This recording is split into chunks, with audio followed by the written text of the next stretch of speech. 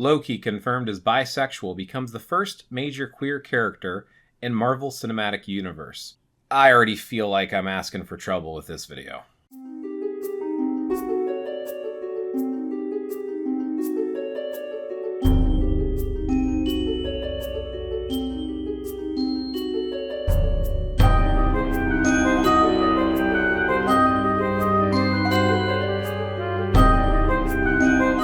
Greetings, my name is Blaze, and today I want to talk about Loki. And I want to talk specifically about two major topics: what the MCU is doing, and what my thoughts are as far as how the community is reacting to it. So let's go ahead and get into it. I like to reference websites and books, and I'll do the same in this video as always. So let's talk about what the MCU/Disney is doing with Loki. Loki, confirmed as bisexual, becomes the first major queer character in Marvel Cinematic Universe. Loki just confirmed Loki's bisexuality, making him the first queer lead character in the MCU. Loki is canonically bisexual, and the show's director is delighted. Yeah, a lot of folks are reacting to this in many ways. There are folks that are extremely excited about it, and then there are folks who are in an uproar about it. Let me start out by talking about Loki versus Loki. So let's ask the first question that a lot of folks are interested in knowing. Is the actual Jotnar, the deity Loki, bisexual? I've heard many different opinions about this, and I wanted to share my opinion. No, he's not. And let me talk about why I don't feel like he is. So there are some references and stories because Loki is able to shapeshift and change his form. He's shapeshift into a woman. He did this during the story when Mjolnir was stolen, and in order to get it back, Thrym required Freya to give him his hand in marriage, and it was going to be a wedding gift. So Loki shapeshifted into a woman, and Thor dressed up in a dress and hid his face to pretend to be Freya to get Mjolnir back. When the Asgardians wanted to have a wall around Asgard, and Thor was away, and they're like, oh, we can't always rely on Thor to protect us. So this giant comes in a shapeshifted form to kind of hide who he is and what his identity is, and offers to build the wall. And of course, he has some prices involved, so they try to trick him and say if he has to do it in a certain amount of time. And they go back and forth on the price of the wall. And he's using this horse to carry all of these stones, and this really powerful horse. So Loki shapeshift into a female horse, lures the horse away. And now the giant's unable to complete the wall in time, and then they don't have to pay him because he's willing to do it for free if he can't do it in a certain amount of time. Well, when he shapeshifts in the horse and goes off and hides, he ends up getting pregnant and gives birth to a eight-legged horse, Sleipnir, which ends up being Odin's. There's, of course, other stories as well. And, of course, Loki is married, and he goes off on promiscuous adventures quite often. He ends up having 3 children: Hel, Jormungandr, and Fenrir. So the giant wolf that you see in the Marvel Cinematic Universe is actually Loki's son. Hel is actually Loki's daughter. And you don't see Jormungandr, the world serpent, but all 3 of them are his children, which he has when he's on these promiscuous adventures. So he's already depicted as having sex with a lot of different people. And yes, he can shapeshift and change form. First thing I want to point out is fully changing your form. He actually becomes these other animals. He became a horse or becomes a woman. To me, that doesn't feel like that is being bisexual if he's becoming a different being. So that's the first thing I want to point out. The second thing I want to point out is if you look at the Norse traditions and the sagas and the Eddas and that period of time, that those people had very distinctive gender roles. So your men worked the field, they would go into battle, they would sometimes go raiding. And if a man does something feminine, it is frowned upon. It's not that it's unacceptable, but it was frowned upon. Scyther is a type of magic in Old Norse, and it was considered to be feminine. And there's even stories about when Odin was learning how to do Scyther, that he actually dressed in a dress to associate with the powers and this weaving and spinning of the energies and the threads of fate. And that's usually considered unmasculine. So there's a society that puts these stigmas on stuff. Interestingly enough, the females, it was okay for them to take on a more masculine role. If a woman picked up weapons and avenged her husband, for example, that was considered honorable and noble, and that was fine and acceptable by society standards. The woman typically owned the household. She wore the keys around her neck because it was her house. It was her home. There's these gender roles associated with it. So I don't think that they would have had their deities as being depicted as bisexual necessarily. So that there's that thing. And again, this is my opinion based upon my research. And there's also, when you do talk about the stories, like when he turned into the female horse and gave birth to Sleipnir, he would actually, you just wouldn't mention around him. No one would talk about it. So he turned into the female horse to lure the other horse away, but he did it to save his own skin. So it's not like he was going out of his way. I wanted to be a female and I wanted to have sex with this male horse. He wanted to be crafty, and he's the trickster, so he tricked the horse. But in my personal opinion, based upon the way that the culture was and the societies and the Scandinavian people in that time period, to me, I don't believe that the actual deity, the Jotnar, Loki, was gay or bisexual at all. Which, by the way, I will give you some references to some of the information about Loki. So, of course, there's Wikipedia, which everyone can look up, and there's references below. Britannica.com, which has some information about Loki.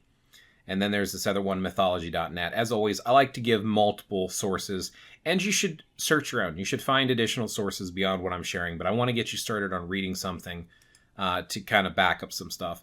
One of my favorite ones is NorseMythology.org. And yes, you'll see on the far left here, this individual's books. One of his books is The Viking Spirit, and I do own this book. I do like this guy's writing. This is Daniel McCoy. I like his writing. I like his website, and I think it's got some good reference. This is all stuff that is translated from old Norse sagas and Eddas, so anybody can access it. There's multiple translations, and there's multiple ones here. You keep hearing me call him a Jotnar, right? A Jotun, essentially a giant, because Loki was a giant. And this ties into why I don't necessarily think we need to have an uproar in the Norse community. So just talking about a few things here, you'll see his father was a giant named Farbalti. His mother was Laufey, and sometimes Loki is referred to as Laufey's son. And you see it here, of course, so we mentioned Jormungandr. We mentioned the Ragnarok Fenrir. So it mentions all of the different ones. Sleipnir. So yes, the mother of Sleipnir, right? So Odin's horse. So let's talk about real quick how I feel about the whole Nordic reconstruction movement, folks getting upset and in an uproar. The thing I'm hearing is this is our god, this is our deity. You know, I worship Loki. I work with Loki. Loki is one of the gods that my people work with. This is part of my religion. You shouldn't be doing this. This is wrong. This is blasphemy and stuff like that. I sympathize with that, especially being someone who does tie in some of the reconstruction stuff in my own personal path. It's not my main path, but I do tie in stuff because it's part of my heritage and it's part of my culture. The reason I think it's not a big deal is twofold. So let's start with the fact that it is very, very, very common for individuals to be named after the gods. Yes, you actually have people that have Thor, Thorstein, Thorvald in their name. Loki, it's in their name. People alive today have in their names after the Norse gods. So it's possible to be named after a deity and not necessarily do things the deity would do. Now you might argue, well, in the MCU and Marvel Cinematic Universe, they're trying to say that these are the gods and that we just didn't understand that they weren't necessarily gods the way we understand them back in Nordic times, that instead they were actually these alien beings that were worshipped as the gods. So there's that spin and twist. So they are trying to say this is real one. It's a fictional story. It's a comic book. Stan Lee's not the only one who did the Nordic gods and many of the gods. DC has Thor and Loki and all the other Nordic gods. Actually, they have all the different pantheons. If you look up the DC gods, they go over a lot of them. Chinese, Japanese, Hindu, like they go over a lot of the different gods and include them in their comic books because, again, comic books and stories are drawn from inspiration from real life. The Eddas and sagas are not necessarily facts so much as stories to teach lessons. Did they really happen? It depends on your personal viewpoint on that. I view it as a type of story to teach a lesson, just like we use stories today. And that's one of the reasons why I'm saying Loki, which is the way that I pronounce the Jotnar's name, the god's name, to separate it out from Loki, which in this case is a fictional Marvel character. It's a complete fictional character that has little to nothing to do with the actual god. So first of all, in the movie, yeah, he's a giant's child, completely a giant, which that makes sense. But the Jotnar are not these big blue ice being giants. They're not depicted as that in the sagas and Eddas as far as I can see from any of them. Maybe you have a different opinion on that, that's fine, but I've never seen them depicted that way. He's like the adopted son of Odin, and Odin has Hel as his child, but Loki is Hel's father and Odin's blood brother in actual Norse legends, stories, mythologies, etc. So again, we're not talking about the same being. Not to mention the way that he's depicted, it's supposed to be it's a different fashion. It's now an alien, and they're Marvel superheroes. So it's not the same world. It's drawn inspiration. If anything, in a way, it should be an honor that they're drawing inspiration from a faith and a religion and a culture that has lived for so long. That's just, of course, my take and my opinion on it. I think people are making too big of a deal out of it to that degree, because it's not. Loki is not the same Loki as is worshipped by the Norse Reconstruction movement. It's a different being. Their version of it. It's their story. So I don't think it's a big deal necessarily. I think people need to get over the whole sexuality thing. What I mean by that is I'm personally kind of sick of hearing about it. I don't care what your sexuality is. If I'm not in a relationship with you, what your sexuality is completely irrelevant to me. It doesn't matter. What people do and the actions they take is how I treat or interact with them, or opinions I have about them. What they do with their nether regions doesn't affect me in any way, shape, or form. So having a character as being bisexual, straight, or gay is irrelevant. And the fact that they're putting so much emphasis, I feel like society is like, oh, so some people are like, oh, it's champion, we're being represented. It's like, so you can't like the character unless it does the same thing with the nether regions as you do? Well, again, this is a fictional character. Why does it matter? And if you need that representation to see yourself, that's on you. I mean, I'm going to like characters regardless. If a character is well written, I don't care about that. It's irrelevant.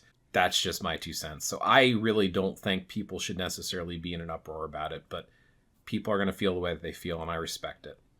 I respect people's rights to be happy or mad over what they're doing with it. But at the end of the day, it's a fictional character that's controlled by a company that's going to do what they want for the sake of ratings. Whatever they want to do, they're going to do. So you can make the choice to be offended or not. Me personally, I just shake my head and move on. So regardless, I'm trying to do a little bit shorter videos. If you enjoyed this, consider thumb up, liking, and subscribing, and share your thoughts below. Do you think that Loki is something people should be in an uproar about or super excited about? Or does it not matter at all to you either? Or do you consider Loki, the actual Nordic deity, to be bisexual? Why or why not? Share your thoughts below. I'd love to hear them. Anyway, thanks for watching.